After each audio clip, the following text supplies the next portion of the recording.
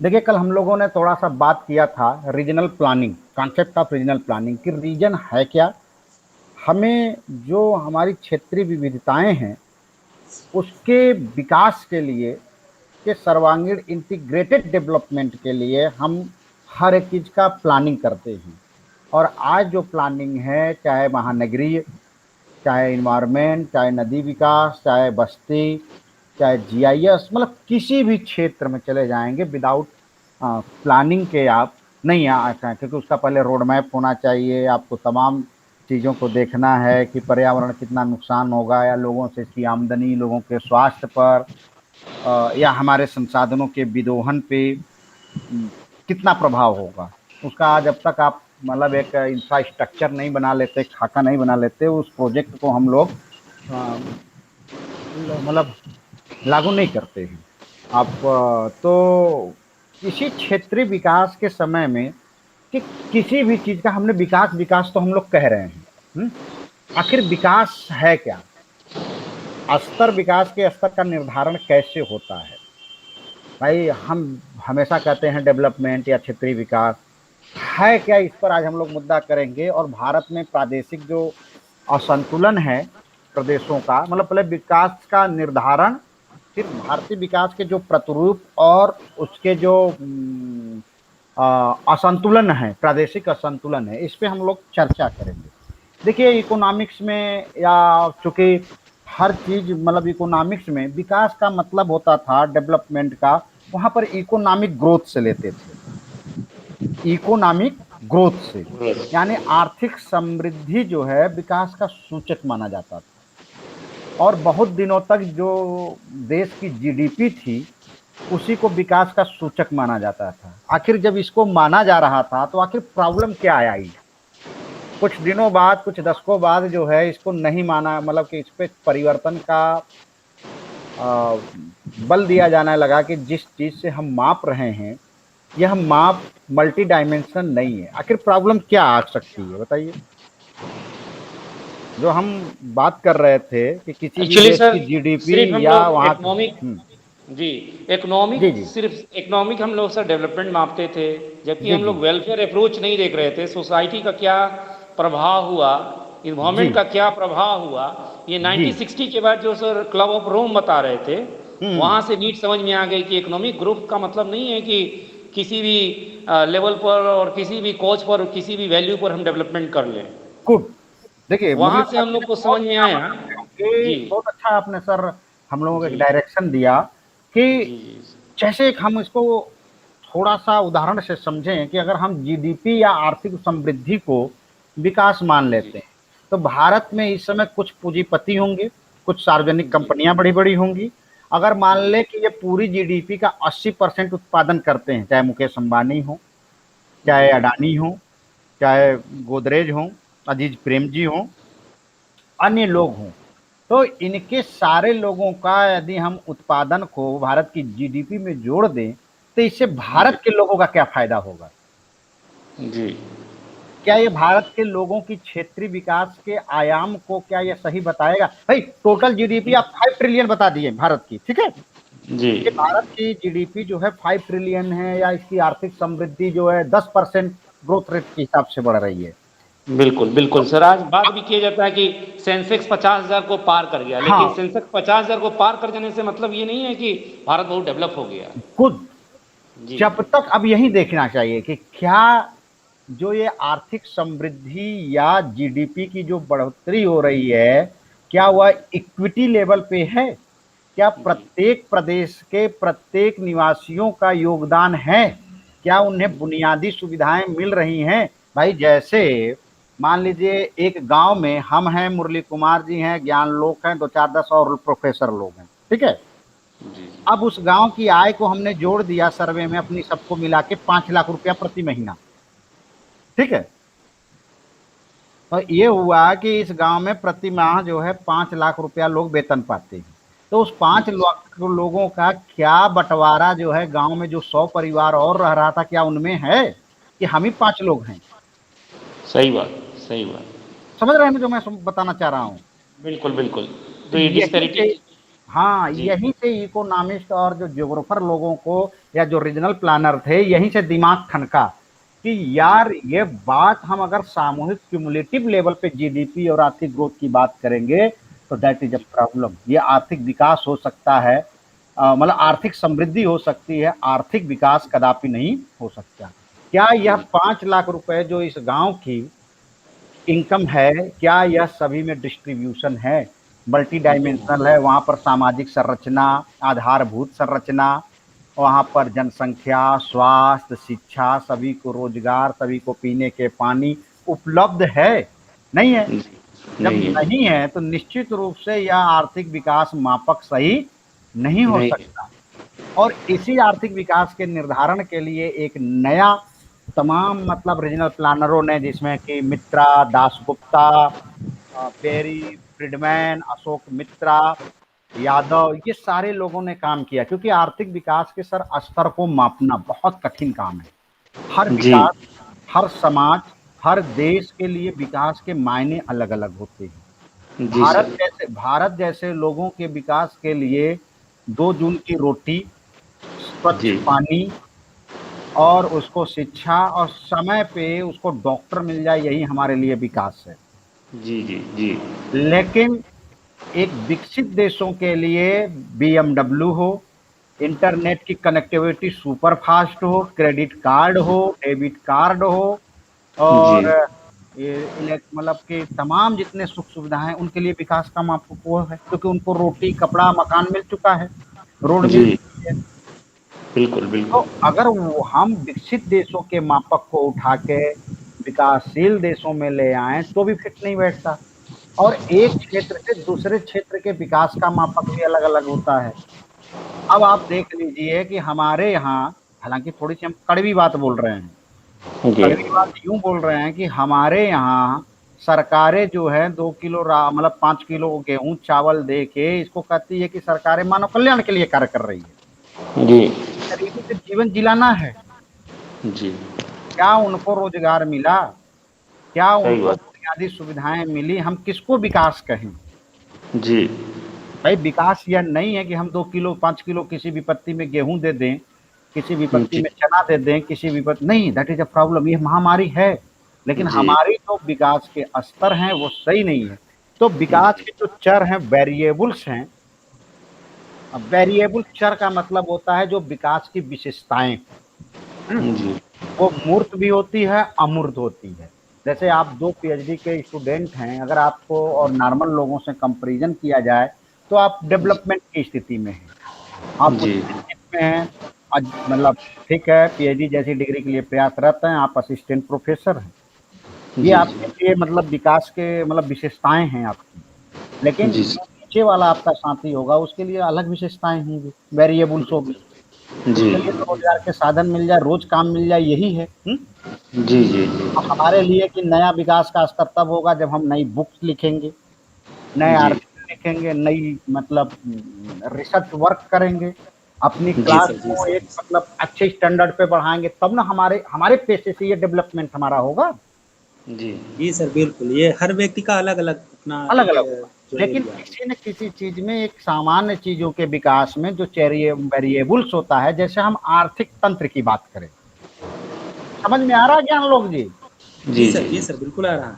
हाँ, जी जी sir, sir, जी sir, बिल्कुल आ रहा है। अच्छे हाँ, से आ रहा है। देखिए एकदम चीजों को पकड़िए और इसको इंटरेस्ट एरिया बनाइए कि यदि बिल्कुल हम, सर, इंटरेस्ट आ हाँ, रहा है। कि आर्थिक विकास पे अगर हम कॉम्प्लेक्स की बात करें तो आज अच्छा आप हमें बताएं कि नोएडा, मुंबई, दिल्ली, बेंगलुरु में मतलब भारत सहित विश्व की सारी कंपनियां क्यों जाना चाहती हैं? सर, अब इंफ्रा वहाँ का इंफ्रास्ट्रक्चर ऐसा बना दिया गया है कि जैसे बिजली है, ट्रांसपोर्ट है, वो एक तरीके से हब बन गए हैं वहाँ पर। सुविधाएँ बढ़ गुड, गई, हब बढ़ गए, गुड, हब बन गया वो। मतलब यानी आर्थिक जो समृद्धि मतलब सॉरी, जो इकोनॉमिक कॉम्प्लेक्स है उनके लिए विकास के सूचक अलग हो गए। यानी यातायात के साधन हो, 24 घंटा जो है बिजली हो, कुशल जी, मजदूर हो, नियम कानूनों में बहुत ज्यादा कठोरता न हो, संचार के साधन हो, ऊर्जा हो, उनके लिए जो उद्योगों के लिए कच्चा माल मिल जाए, उनके लिए ऑफिस मतलब भवन मिल जाए, यही तो वो विकास के मापक है। तभी तो हम कहते हैं कि बेंगलुरु जो है भारत की सिलिकॉन वैली है। मुंबई को जी भारत का आर्थिक इंजन कहते हैं। जी जी ये इकोनॉमिक कॉम्प्लेक्स की बात हम करते हैं ना, हम दिल्ली को बात करते हैं कि भारत सहित दुनिया के तमाम बड़े ऑफिस कनॉट प्लेस पे हैं। क्यों? क्योंकि दैट इज ये वहां पर अगर हम बेबर की बात करें तो इकोनॉमिक एग्लोमरेशन है, विभिन्न जी प्रकार के उद्योग वहां पर हैं और सारी चीजों की सुविधाएं वहां मिल रही है। तो इसको हम विकास के मापक कहेंगे। क्या वैसी सुविधा सभी जगह आर्थिक कॉम्प्लेक्स की है? नहीं है नहीं नहीं है। अगर आप हम लोग उत्तर प्रदेश के हैं, उत्तर प्रदेश की बात कर दे तो उत्तर प्रदेश को अगर 3 भागों में बांट दीजिए, बुंदेलखंड, पूर्वांचल और पश्चिमी यूपी, तो पश्चिमी जी यूपी में एनसीआर का फायदा लेके लोग चले जाएंगे। जी जी सहारनपुर से लेके मेरठ से लेके शामली से लेके बागपत, मुजफ्फरनगर और यहाँ तक कि आगरा तक, मेरठ तक आ जाएंगे। क्योंकि दैट इज ये इकोनॉमिक हब। लेकिन पूर्वांचल को क्या आप कहेंगे? क्या विकास के सूचक, मतलब कि इकोनॉमिक कॉम्प्लेक्स के जो विकास के स्तर हैं? नहीं है। नहीं है न तो कोई निवेशक आ रहा है, न तो रोड है, न तो कंपनियां हैं, न तो कुशल मजदूर है, न तो पूंजी है।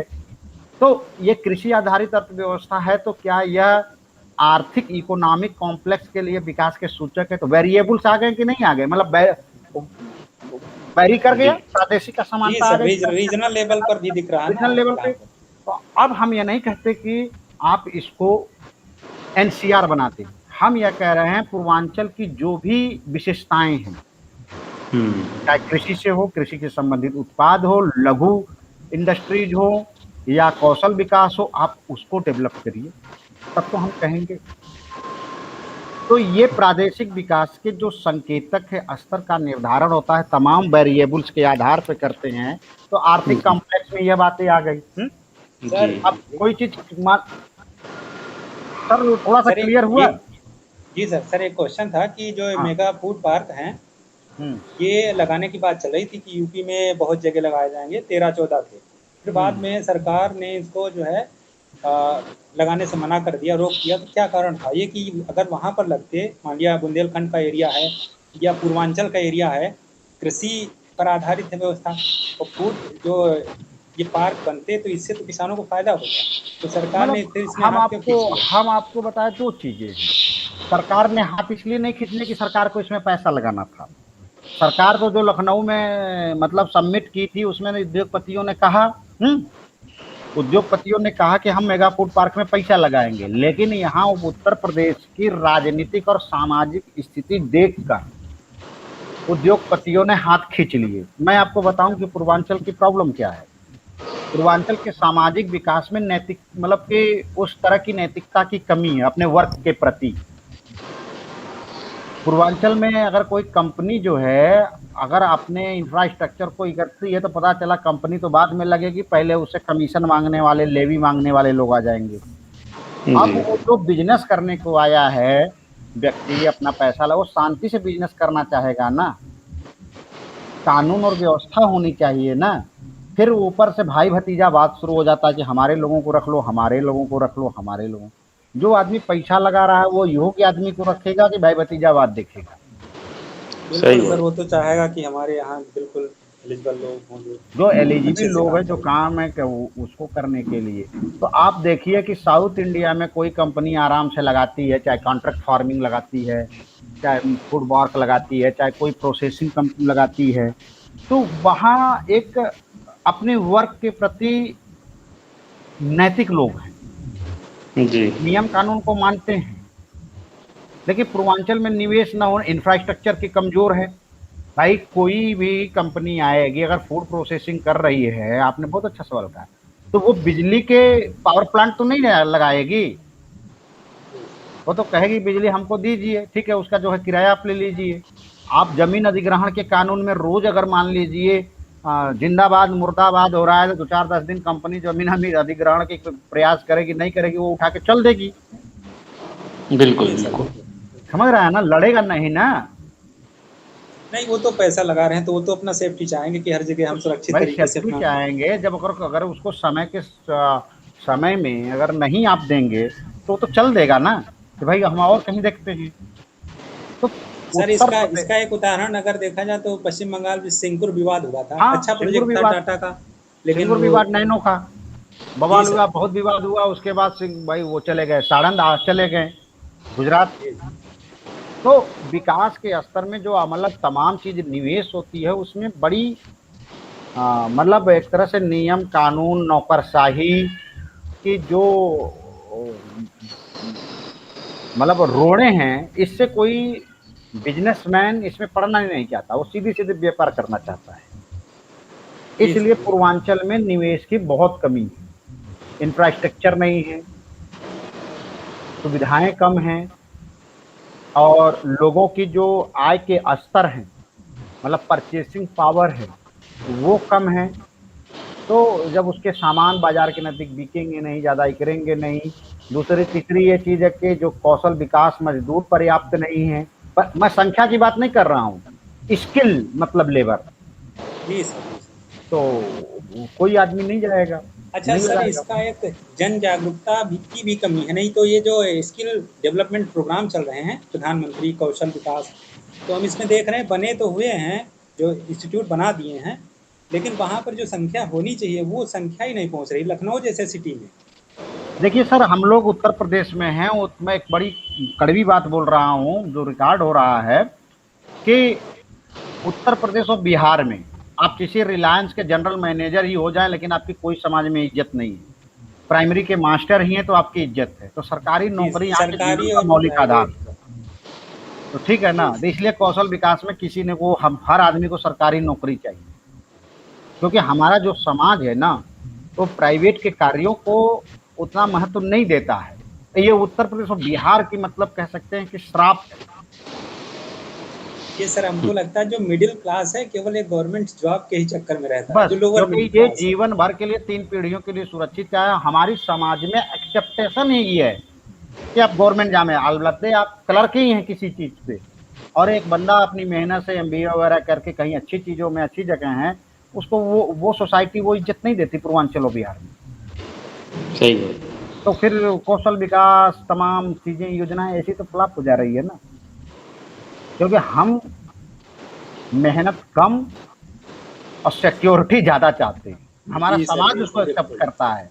जिस दिन समाज इस चीज को, सोसाइटी जो है इस चीज को मतलब थोड़ा अवॉइड करे, उस दिन सारे यूथ आ जाएंगे। हम लोगों की क्या समस्या है? हम लोगों की जीवन के खाने पीने की समस्या नहीं है, सोसाइटी में एक इज्जत के साथ एक्सेप्टेंस की समस्या है। जी सर, बिल्कुल। इसलिए सर्विस में है। नहीं अभी आप बिजनेसमैन हो जाएं, बड़े हो जाएं, अच्छा बिजनेस करें, करोड़ों अरबों का टर्नओवर हो, लेकिन असिस्टेंट प्रोफेसर के रूप में आपको जो इज्जत मिली आप इसी से बंधे हैं। ये तो जीवन यापन कर रहे हैं ना।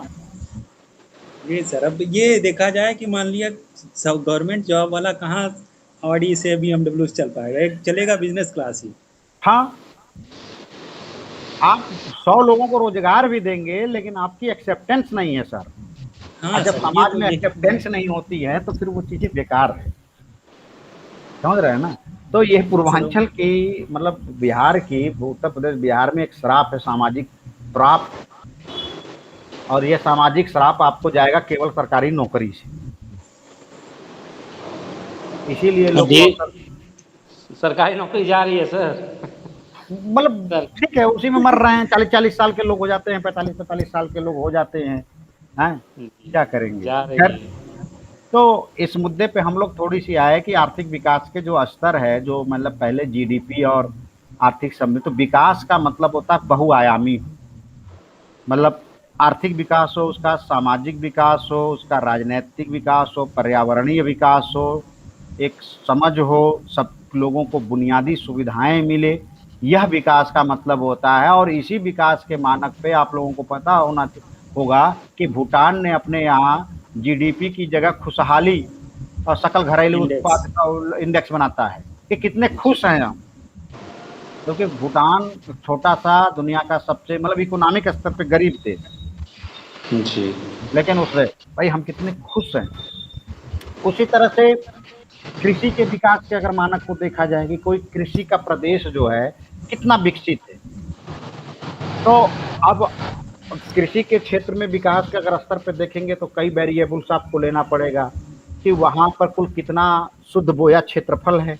ऐसा तो नहीं है कि पूरा परती है और हम कह दिए कि नहीं बहुत विकसित खेती है, ऐसा तो नहीं हो सकता ना। भाई शुद्ध बोया क्षेत्रफल कितना है, नेट सोन एरिया, शस्य गहनता क्या है, क्रॉप इंटेंसिटी, मतलब कुल कितनी फसलें लोग ले रहे हैं, सिंचित क्षेत्र का प्रतिशत क्या है।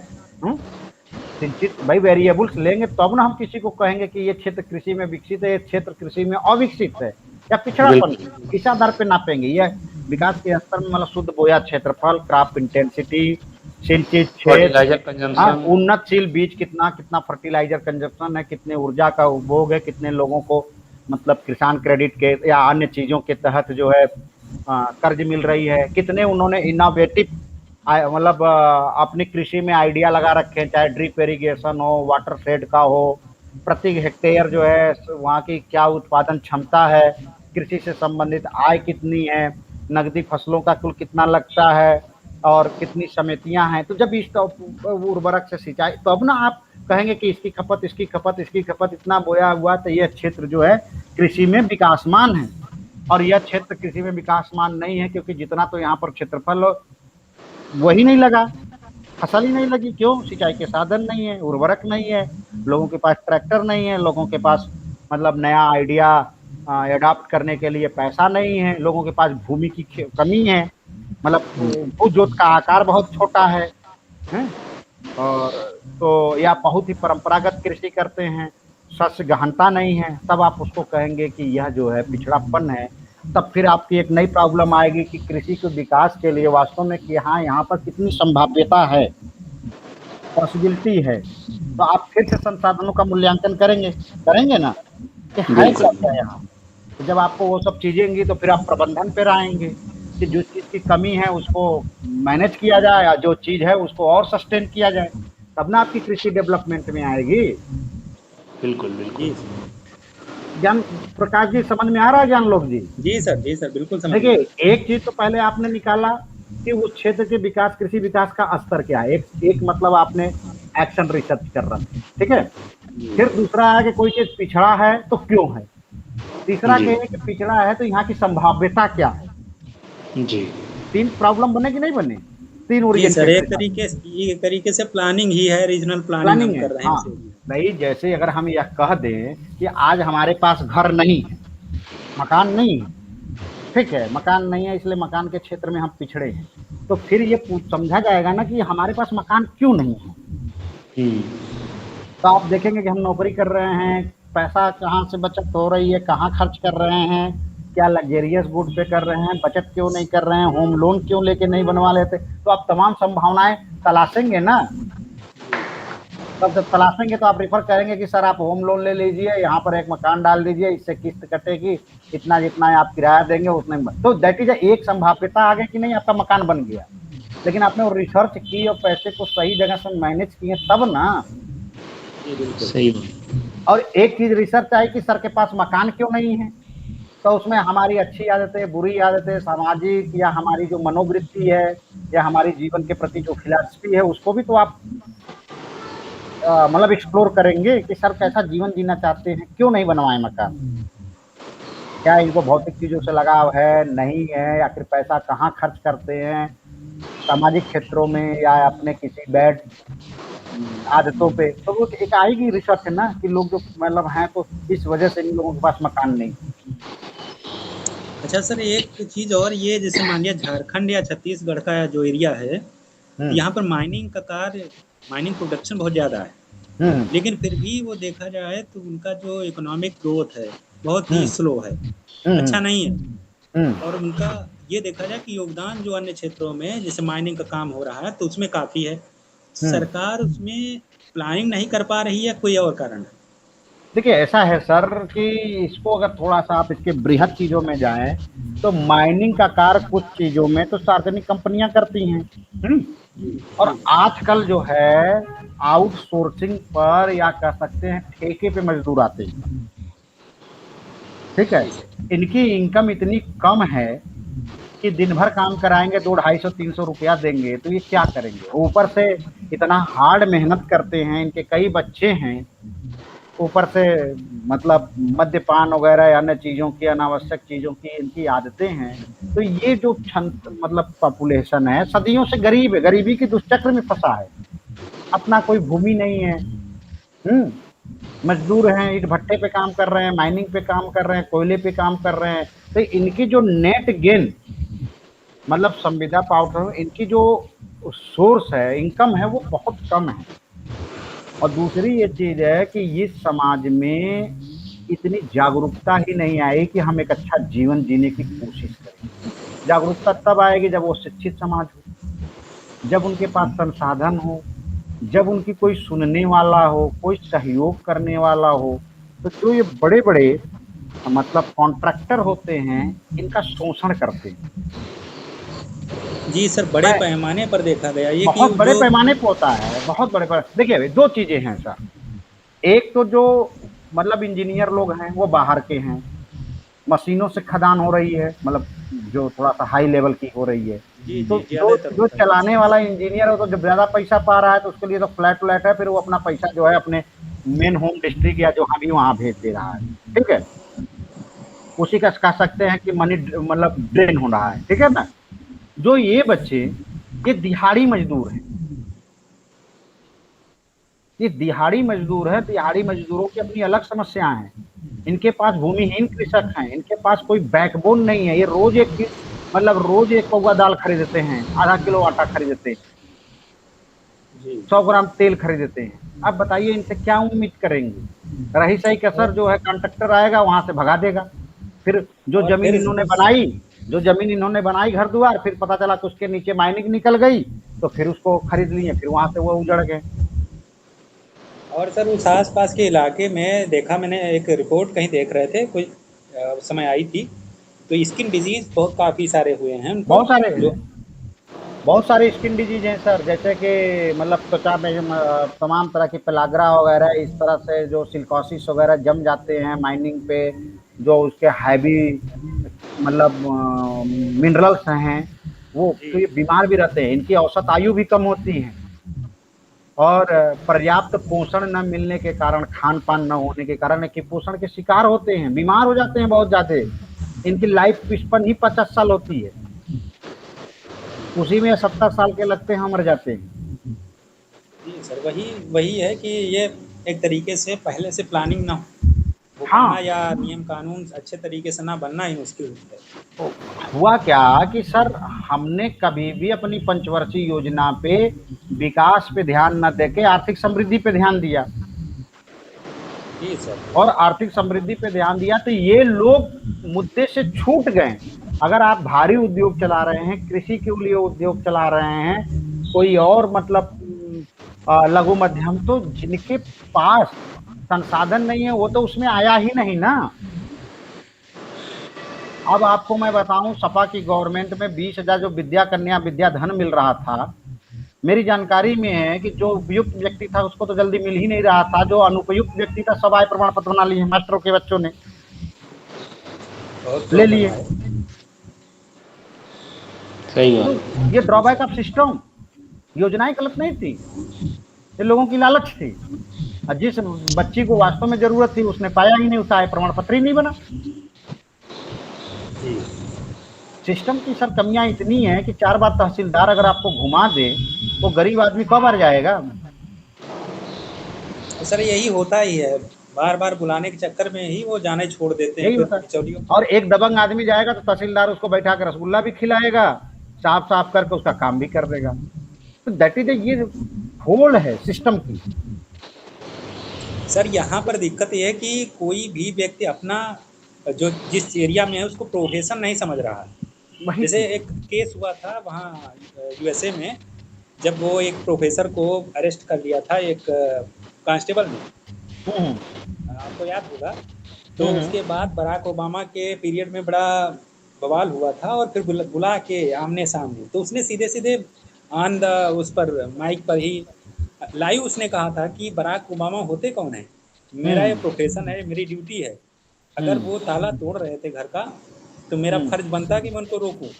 हम्म लेकिन इंडिया में इसके उलट है कि एक प्रोफेसर, मतलब हम किसी उसको नहीं कह रहे हैं, कोई भी एक अधिकारी है वो दुरुपयोग कर रहा है, कुछ कर रहा है, लेकिन छोटे स्तर का कोई भी जो कर्मचारी है उसको कह नहीं सकता है।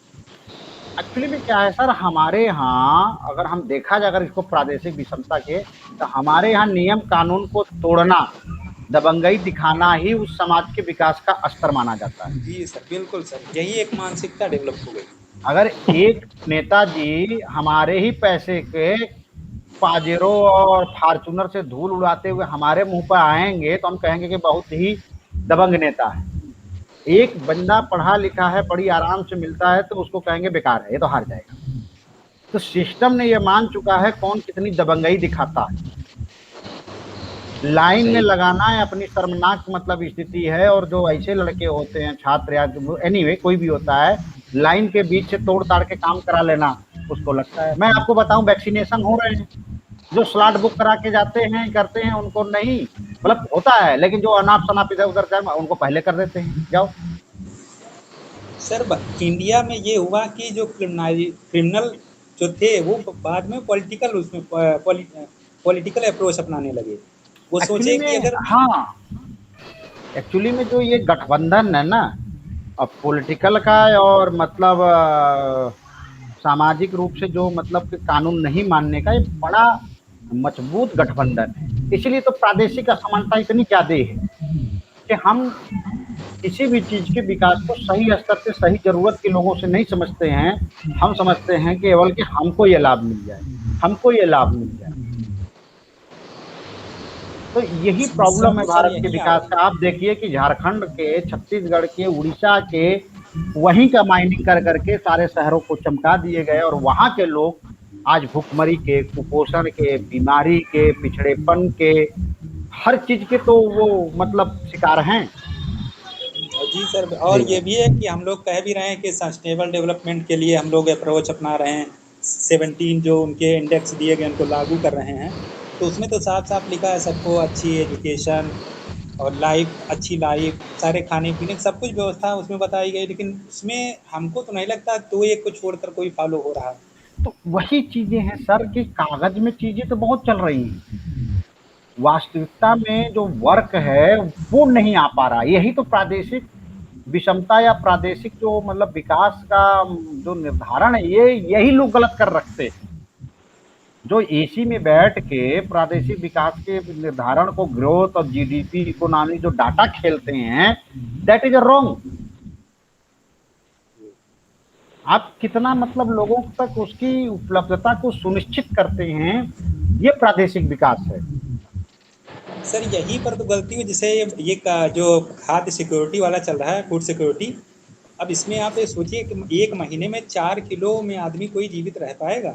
मतलब एक लॉजिक सा देखा जाए कि जो सरकार राशन दे रही है, हम मान लिया 10 किलो मिल जाए उसको, लेकिन 1 महीने में एक व्यक्ति के लिए 10 किलो पर्याप्त नहीं है। अच्छा नहीं, चलिए ठीक है सर, मैं वो चीज मानता हूँ। पीडीएस में इसके पहले जो एक कमेटी थी, मुझे याद नहीं, जब मैं यूपीएससी की तैयारी करता था तो उन्होंने अपनी कमेटी में लिखा था कि पीडीएस भारत के समस्त तंत्र का सबसे बड़ा घोटाला तंत्र है और इससे ज्यादा घोटाला कहीं नहीं है। अब देखिए ना, ठेकेदार से लेके सारे इंस्पेक्टर से सारा सिस्टम तो उसी को लगा है, कमीशनबाजी में कहाँ पहुंच पा रही। तो यही प्रादेशिक विकास के जो स्तर का निर्धारण है, हम करें कैसे किसी भी प्रदेश के मतलब रोजगार वृद्धि के साथ कि कोई चीज मतलब कैसे है क्या नहीं है, तो उसके संचार सेवाओं का विकास, वहाँ पर मतलब उसके जो आर्थिक तंत्र पे कितने मतलब कारखानों की संख्या है, कितना उत्पादन है, पूंजी निवेश क्या है। अगर हम संचार की बात करें तो सड़कों की लंबाई कितनी है, टेलीफोन की संख्या कितनी है, इंटरनेट लोगों के पास कितने हैं, कितनी कनेक्टिविटी है। तो ये सारी चीजें किसी भी क्षेत्र के विकास के स्तर को मापते हैं, यानी एक क्वांटिटेटिव मेथड है कि हम माने कैसे। अगर हम मान लीजिए कि केवल हाथ में मोबाइल हो एंड्रॉयड और इसको किसी बच्चे किसी के विकास का स्तर मान ले कि उसके हाथ में एप्पल है, तो क्या ये सही रहेगा? अरे एप्पल तो कहीं से भी ले सकता है, उसका शिक्षा कितनी है, तो यूज करना ना चाहिए, क्या यूज करना है। हाँ, वो उसने नैतिक मतलब कितना सीखा, कहाँ से कर रहा है, कितना काम कर रहा है जी, उसके घर की आर्थिक स्थिति कैसी है।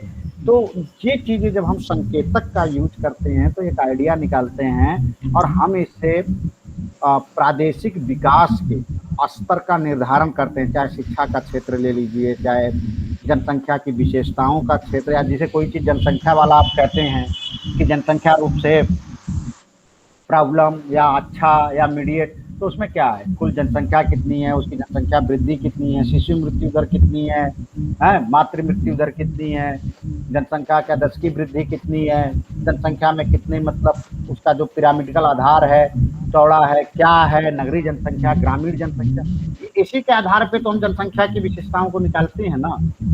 जी। तो ये चीजें आपके रिसर्च में किसी भी प्रदेश के, चाहे वो आर्थिक प्रदेश हो, सामाजिक प्रदेश हो, स्वास्थ्य शिक्षा का हो, जनसंख्या का हो, पर्यावरण का हो, आप इन इंडिकेटर वेरिएबल्स का यूज करके किसी भी प्रदेश विकास के स्तर का निर्धारण करते हैं। केवल वहां 2-4 लोगों के पैसे से, 2-4 चीज के लोगों से कभी भी वो आर्थिक समृद्धि हो सकती है, कभी उसका विकास नहीं हो सकता, क्षेत्रीय विकास जी नहीं। बिल्कुल सर, बिल्कुल सर। ये तो सर वही वाली बात हो गई। तो एक तो पॉलिटिकल अप्रोच अपनाना हो गया कि मान लिया किसी व्यक्ति के पास 80 रुपए हैं, एक व्यक्ति के पास और 10 लोगों के पास 20 रुपए हैं, अब हाँ उसको पूरा डिवाइड कर दिए और बता दिए कि इतने रुपए अब हर व्यक्ति के पास हैं। बस, तो वो तो गलत है, वो तो सही नहीं है लगे, किसी भी जबकि एंगल रियल से। में है ही नहीं जी भैया। सर, बिल्कुल। अगर हम यही कहें कि 80% जीडीपी के हिस्से का केवल 10-12 पूंजीपतियों पे है, अब प्रति व्यक्ति आय में भाग दे दें जनसंख्या से, तो मेरे पास तो है ही नहीं, मेरे हिस्से में तो आया ही नहीं 2,500, 3,000, 4,000, जी जी सर, तो उसका हमें लाभ कहाँ है। तो आप किसी भी, देखिए एक चीज है रिसर्च में, अगर रीजनल प्लानिंग में किसी चीज तो सही जब वेरिएबल का यूज करेंगे, सही वेरिएबल, सही डाटा का, तो उस प्रदेश की वास्तविक तस्वीर आएगी, वास्तविक, केवल सांख्यिकी के आंकड़े पे आपको नहीं जाना है। जी, तभी तो सर क्वांटिटी के साथ क्वालिटेटिव रिसर्च है। हाँ, क्वांटिटी के साथ क्वालिटी रिसर्च, कि कितनी गुणवत्तापूर्ण जीवन है और कितने लोगों का है। तो एक मतलब आप लोगों को थोड़ी सी ये बात समझ में आई होगी कि प्रादेशिक विकास के जो स्तर हैं उसको रिसर्च में जो हम डेटा यूज करते हैं, या कैसे निर्धारण करेंगे किसी क्षेत्र के प्रॉब्लम को या उसकी संभाव्यता को, या वहाँ की बेसिक जो मतलब क्यों आगे है, तो एक रिसर्च में निकल के आएगी तुलनात्मक, अगर कंपैरेटिवली अध्ययन कर रहे हैं तो।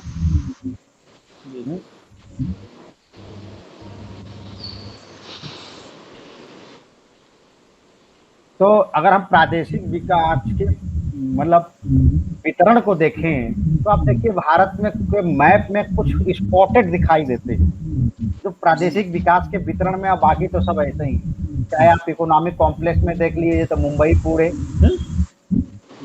लुधियाना दिल्ली, करनाल और हरियाणा, उधर हुगली कोलकाता, कोयम्बटूर मदुरई, और इधर इंदौर उज्जैन, बेंगलुरु, हैदराबाद, सिकंदराबाद, ये जो बड़े मतलब जो इकोनॉमिक कॉम्प्लेक्स है, तो आप प्रादेशिक विषमता का आप खुद इसका वितरण देख सकते हैं कि कुछ ही जगह प्रादेशिक विकास का जो वितरण है मतलब सब जगह समान नहीं है, उसके प्रतिरूप अलग अलग मिलते हैं, जिसको कि तमाम लोगों ने अलग अलग चीज़ों में, संसाधनों में बांटा कि उच्च औद्योगिक, मध्यम औद्योगिक, निम्न औद्योगिक, उसके लिए उन्होंने अपने जो मतलब सैंपलिंग बनाए, इंडिकेटर बनाए कि कारखानों की संख्या, ऊर्जा में उपभोग, ठीक है, वस्तु निर्माण और लोगों की संख्या, कुल कितने निवेश हैं, इसके अगर आधार पे बनाए तो उसका एक इंडिकेटर बनाएं कि 100 अगर इसका मान आ रहा है तो उच्च रहेगा, 75 है तो निम्न रहेगा, 50 से बिलो है और सॉरी मध्यम रहेगा, 50 से बिलो है तो इस आधार पे भारत के प्रादेशिक असमानता को एक सामान्य वितरण को दिखाया गया कि प्रादेशिक असमानता किस तरह से है। आप देख लीजिए प्रादेशिक असमानता, वैसे अभी महाराष्ट्र को देख लीजिए, उसकी प्रति व्यक्ति आय, पंजाब की देख लीजिए, हरियाणा की देख लीजिए, गोवा की देख लीजिए, केरला की देख लीजिए, अपने यहाँ पे ये कहानी कह रही है। उत्तर प्रदेश, बिहार, मध्य प्रदेश, उड़ीसा, छत्तीसगढ़, नॉर्थ ईस्ट के एरिया, सिक्किम, उत्तराखंड, इनके जो है विकास के लेवल और इन सारी चीज़ों को देख लीजिए, तो आपको प्रादेशिक असमानता का जो वितरण है बहुत क्लियर होगा। और जब तक इस प्रादेशिक असमानता को आप खत्म करने की कोशिश नहीं करेंगे, सही प्लानिंग के तहत नहीं आएंगे, हमेशा क्षेत्रीय विवाद रहेगा। क्षेत्रीय विवाद मतलब हमेशा रीजनल कॉन्फ्लिक्ट रहेगा, एक राज्य दूसरे पे आरोप लगाएगा, और कभी भारत अपने क्षेत्रीय विषमताओं को खत्म किए बिना एक सशक्त भारत नहीं बन सकता है। भाई 4-6 राज्य जो है आत्मनिर्भर हो गए, सारी चीजें हो गए, बाकी 20 राज्य किसी न किसी प्रॉब्लम, भुखमरी से, अधिक जनसंख्या से, रोजगार की चीजों से अगर मतलब प्रभावित हो रहे हैं, आपदा से प्रभावित हो रहे हैं, तो दैट इज अ प्रॉब्लम। आप कैसे सशक्त हो? अब यही है कि कोरोना की वैक्सीन जब पूरे राज्य, पूरे केंद्र शासित प्रदेश के लोगों को नहीं लगेगा, आप कोरोना के प्रति कैसे सुरक्षित हो? तो केंद्र सरकार ने कल कहा कि हम सबको खरीदेंगे, एक प्लानिंग के तहत वो आए ताकि सबको लगे। आज स्वास्थ्य की सुविधाओं में देखिए कि शिशु मृत्यु दर, भारत ने जो टीकेकरण से जो प्रादेशिक असमानता थी शिशु मृत्यु दर की, उसको कम करने की कोशिश की है। केरला का 10 है, उड़ीसा का 30 है, उत्तर प्रदेश का भी 17-18 है। तो आप खुद देखिए कि शिशु मृत्यु दर, स्वास्थ्य सुविधाओं की चीजों का कितना मतलब, अच्छा जिसने स्वास्थ्य सुविधाओं को और बर्थ मतलब कि डेथ रेट को कंट्रोल कर लिया, उसने जनसंख्या को कंट्रोल कर लिया।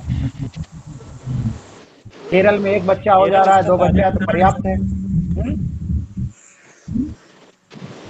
पर्याप्त है। पंजाब को देख लीजिए, महाराष्ट्र को देख लीजिए, लेकिन जहां पर डेथ रेट ज्यादा है, सुविधाएं नहीं है, चीजें नहीं है, 2, 4, 6 बच्चे हो रहे हैं, उसमें 2, 4 मर रहे हैं, 2, 4 जो है ठीक है तमाम तरह की। तो इस वजह से हम जनसंख्या पे भी नियंत्रण नहीं लागू कर सकते जब तक कि हम बुनियादी स्वास्थ्य सुविधाएं न पहुंचा दें।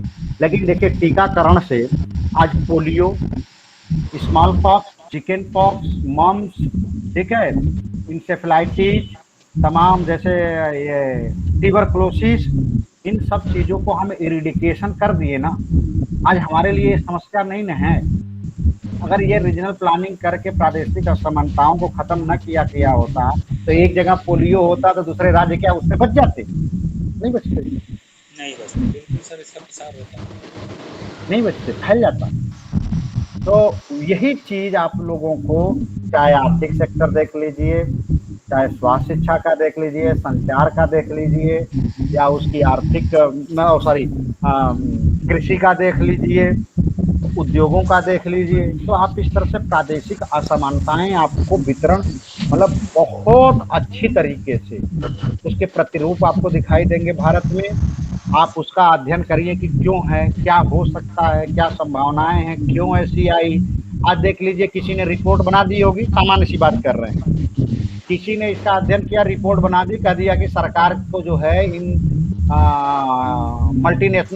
निगम कंपनियों को चलाने का काम नहीं है, निजीकरण की तरफ लोग जाने लगे। सही स्टडी किए होते कि भाई रूल एंड रेगुलेशन लागू करके अच्छे तरीकों से आप कड़ाई से पालन करें, तो ये लोग काम क्यों नहीं करेंगे? लेकिन नहीं, किसी ने आर्थिक विकास का या सही से पैमाना, सही से चीजों का अध्ययन अगर किया हो, तो आप मान लीजिए उन्होंने क्या रिपोर्ट दी, और सरकार निजीकरण पे लगी हुई है कि हम नहीं चला सकते, घाटे में, और प्राइवेट आदमी चला लेता है। अरे सर, ये अभी जो अडानी ने ये एयरपोर्ट खरीदे हैं, तो 100 कुछ रुपए मतलब पर जो पैसेंजर है उसका चार्ज दिया है, जबकि आप एक नॉर्मल चार्ज देखिए कि लखनऊ से दिल्ली तक की उड़ान मेरे ख्याल से 2 से 2,500 के बीच होगी, और वही वो भुगतान कर रहे हैं 107 रुपये, मेरे ख्याल से 112 रुपये कुछ ऐसे। अभी एक्यूरेट मुझे नहीं याद है, लेकिन 100 रुपये से कुछ ज्यादा है। तो वही चीज मैंने कहा ना कि उद्योगों का या आर्थिक जो कॉम्प्लेक्स था उसका किसी ने अध्ययन किया होगा, तो इस माइंड से किया कि सबका निजीकरण कर दो। क्या निजीकरण भारत जैसे देश में क्या प्रादेशिक असमानता को खत्म करेगा? ये और ज्यादा खाई पैदा करेगा। आप ये सोचिए कि अडानी महोदय ने अगर एयरपोर्ट के चार्ज बढ़ाए हैं, तो एयरपोर्ट के चार्ज नहीं बढ़े हैं। ये बताए हैं कि जो उद्योगपति मीटिंग के लिए आएगा प्लेन से, जिसका TADS कंपनी दे रही, तो कंपनी के प्रोडक्ट का दाम नहीं बढ़ेगा? बिल्कुल बढ़ेगा सर। भाई वो घर से थोड़ी देगी, इसीलिए तो बढ़ गए दाम, उन्होंने बढ़ाया, इसी पर तो हल्ला हो रहा है। अब बताएं, यानी कि जो हमको चीजें बुनियादी अपनी सुविधाओं में, स्वास्थ्य पे, शिक्षा पे, नए इनोवेटिव आइडिया पे करना चाहिए था, खाली हम जिंदगी मरण बस इसी में लगाए रखे हुए है। क्यों नहीं चल सकती? मैं तो यही सोच रहा हूँ, क्यों नहीं चल सकती है? जब सरकार चल सकती है तो सरकार के काम क्या हैं?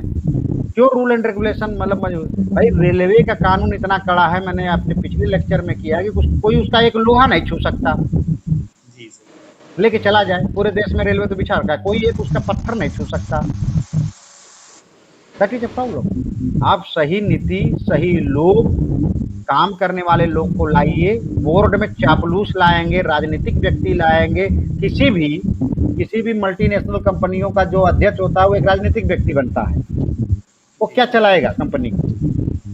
सर यही तो दुर्भाग्य है कि एक जो प्रोफेशनल व्यक्ति है वो उससे दूर होता है। मानिए किसी प्रोफेशनल व्यक्ति का समस्या ये बात की वो चापलूसी करती नहीं है। जिसको अपने काम से प्रेम हो, चापू हमें अपने काम से प्रेम है। हमको अगर प्री पीएचडी की क्लास पढ़ाने को दी गई तो मैं अपना क्लास पढ़ा रहा हूँ ईमानदारी से। जो भी हमें आ रहा है, जो चीज़ें हम आपको डिलीवर कर रहे हैं, हम चापलूसी किसी को क्यों करें? सर यही तो है, कहीं पर किसी ने कहा था कि जैसे बीएसएनएल जब बीएसएनएल की बात हो गई, बीएसएनएल कंपनी, तो इसके जो डायरेक्टर थे तो उस समय बनाए गए थे एक आईएएस अधिकारी, जबकि उनको इस फील्ड का कोई अनुभव नहीं था। इसमें ये होता कि कोई टेक्निकल पर्सन आता जो उस फील्ड का एक्सपर्ट होता, तो उसमें इनोवेटिव तरीके से काम करने की कोशिश करता। लेकिन एक आईएएस अधिकारी जो सामान्य तौर तरीके सीख रहा है, कर रहा है, उसको आप निदेशक बना दे रहे हैं, तो ये सर कहीं हद तक मुझे सही नहीं लग रहा। यही दिक्कत है ना कि जब एक आईएएस बॉस बनता है तो जो एक्सपर्ट होता है उसको हड़काए रखते हैं, वो अपनी बात ही नहीं बोलता, कहता है छोड़ यार हमें क्या मतलब है। तो संस्थाएं ऐसे बर्बाद होती है।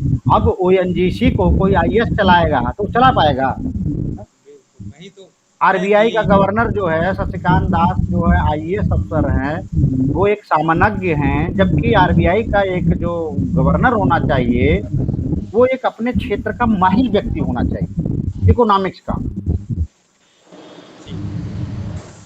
हम एक सामान्य नियम कानून, लॉ एंड ऑर्डर चलाना चाहते हैं। हम जो है repo rate, reverse repo rate, liquidity और ये सब नहीं जानते हैं। वो तो जो बाबू बताएगा वही करेंगे।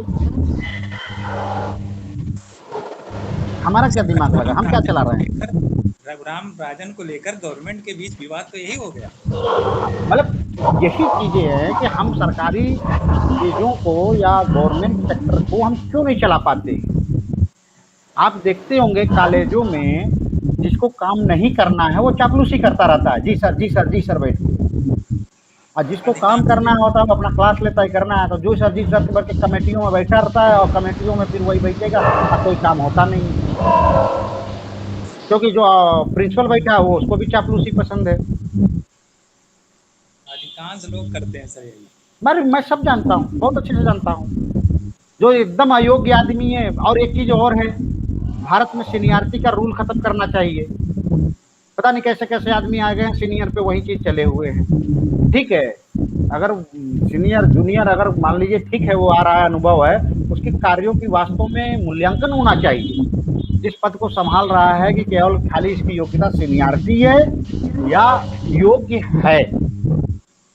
उत्तर प्रदेश के तमाम ऐसे प्रिंसिपल हैं जो ऑफिशिएट प्रिंसिपल हैं, केवल इस नाम के योग्य हैं, जो खाली सीनियर है, जिनका नाम आगे रजिस्टर में लिख गया, बाकी कोई योग्यता नहीं, कोई योग्यता नहीं है उनको। सर मूल्यांकन की बात चल रही, लेकिन ये कहीं पर भी लागू नहीं हो पाई। क्या चीज? ये जो मूल्यांकन की आप बात कर रहे हैं कि इस तरीके से रिव्यू किया जाएगा कि कैसे का जो वर्क करने का सिस्टम कैसा है, लेकिन ये लागू नहीं हो पाया। भाई लागू इसलिए नहीं हो पाती सर ना कि यही लोग बैठे हुए हैं मंत्रालय में, यही लोग वोट बैंक है। हम और आप पढ़ा रहे हैं तो हम वोट बैंक नहीं हैं। अच्छा कुलपति कौन बनता है बताइए? उनके बना देते हैं ज्यादातर। भाई ठीक है, तो संस्थाएं, अच्छी संस्थाएं चलाना हो आपको, चीजों को तो एक योग्य आदमी को ले आइए, काम कराए, धीरे धीरे माहौल को बदले और ईमानदारी से चीजों को, तो अच्छा लगता है, सोसाइटी बदलती है, काम करने का एक अच्छा इन्वायरमेंट बनता है। ऐसा नहीं है, अच्छे अच्छे लोग हैं, योग्य लोग हैं, जो एक्सपेरिमेंट मतलब अनुभवी लोग हैं, एक्सपीरियंस लोग हैं, वो भी करते हैं। लेकिन बहुत से ऐसे लोग हैं जो उन्होंने काम ही नहीं करते हैं, उनको रखने की क्या जरूरत है? स्क्रीनिंग सही से होनी चाहिए, लेकिन नहीं हो रही, तो यही तो असमानता है। और तब तक आप मतलब कि वो 10 साल 5 साल ऑफिशिएट रहा, तब तक हमारा कि 10-12 बैच का दोबारा न्यारा करके चला गया, कोई चीज़ हो ही रहा है, नहीं। हाँ? यही तो अक्सर हो ही रहा है ज़्यादा। हाँ, तो ये है मतलब एक प्रारूप भारत में हर जगह, चाहे आप ग्रामीण लेवल से देख लें और केंद्र लेवल पे, प्रादेशिक असमानताएँ आपको एकदम झलकते हुए दिखाई देती है।